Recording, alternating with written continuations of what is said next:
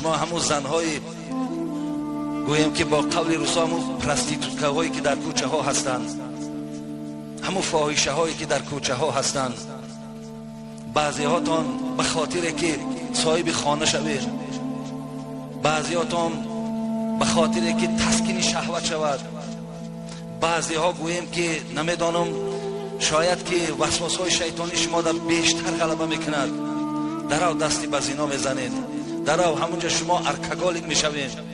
بسیاری از جوانای تاجیک میگن، بسیاری تاجیکا را میدانیم که در قطار همون روزهایی که در کوچه ها خواب میکنن، در کوچه ها مینشینن، فرزندای تاجیک هم برابر اونا هستند.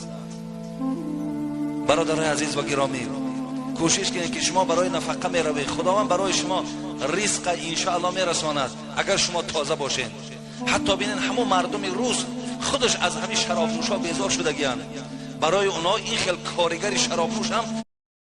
لایکی